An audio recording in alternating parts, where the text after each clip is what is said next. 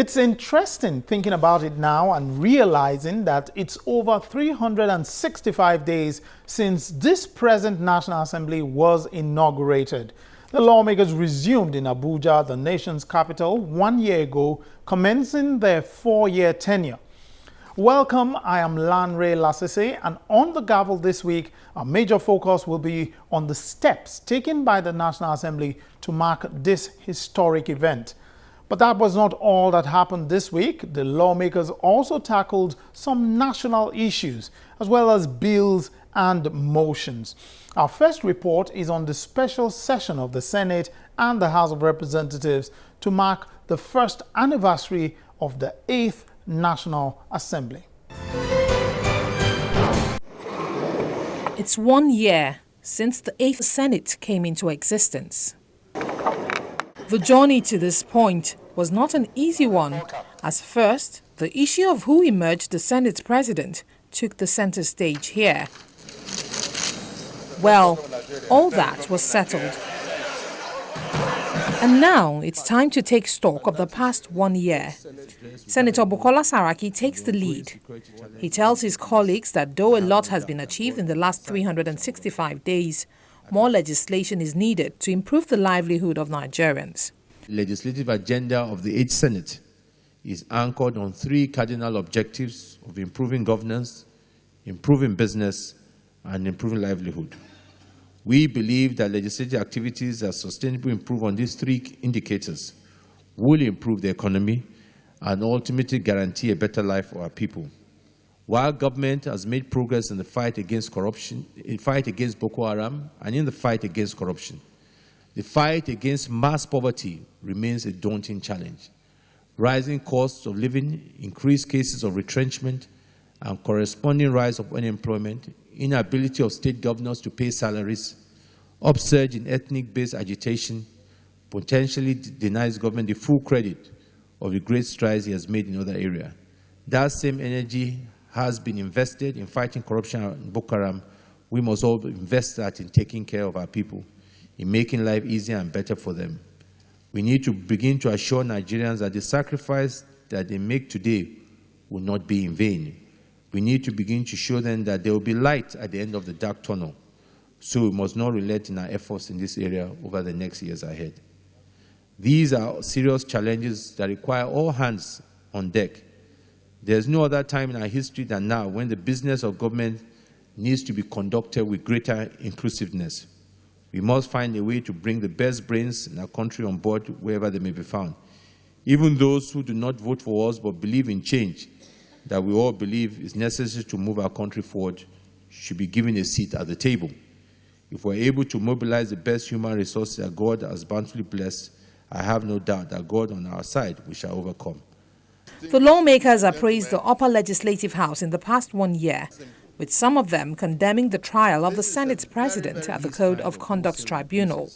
I want to seize this opportunity to ask for the support of my colleagues here, since we know that we are senators of the Federal Republic of Nigeria, to look at the case of Lagos.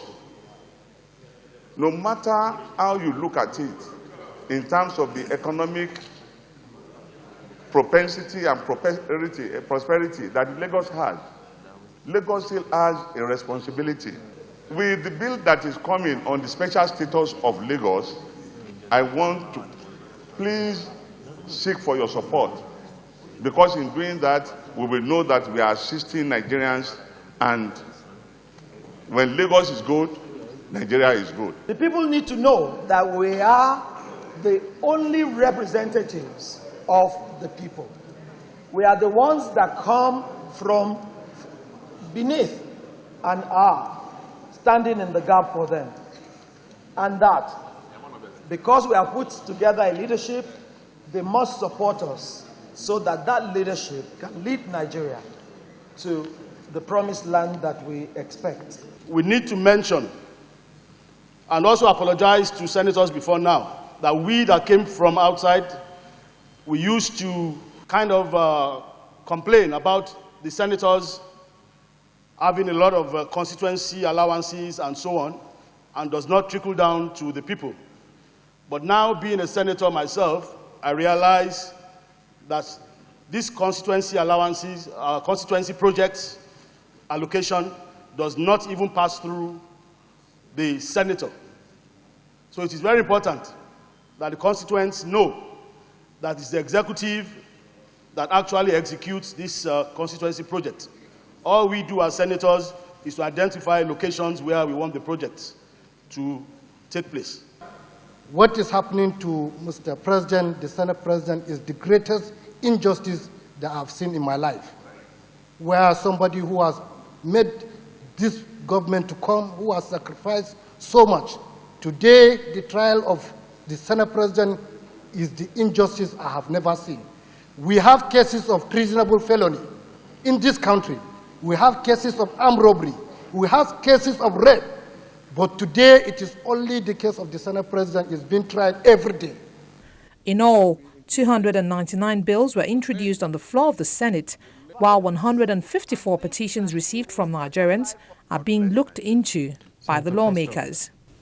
So far, we have introduced 299 bills, out of which 285 are sponsored bills by our members. Out of that 299, as I said, only four are executive bills so far. The lawmakers may have given themselves a pass mark for their performance in the past 1 year, but Nigerians are looking forward to better legislation that will improve their lives and develop the country.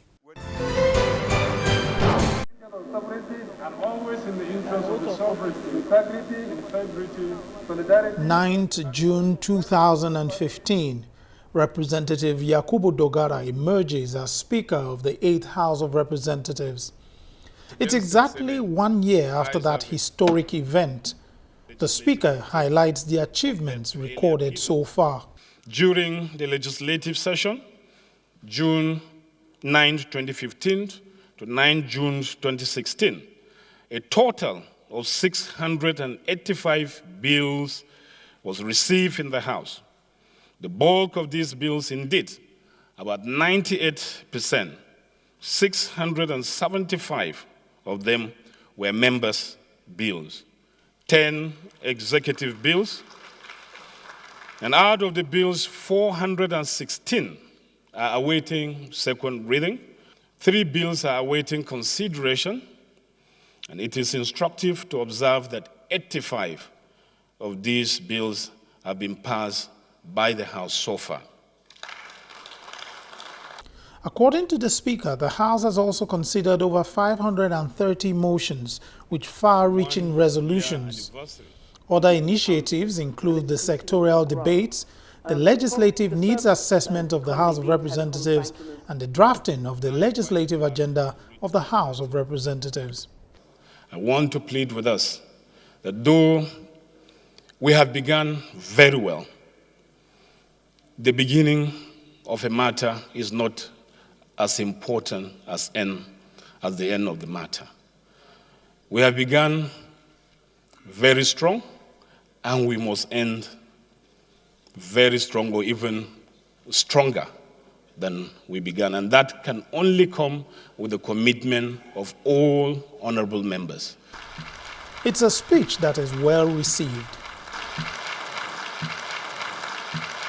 Lawmakers of the 8th House of Representatives say they have plans to do more during the remaining 3 sessions of their tenure.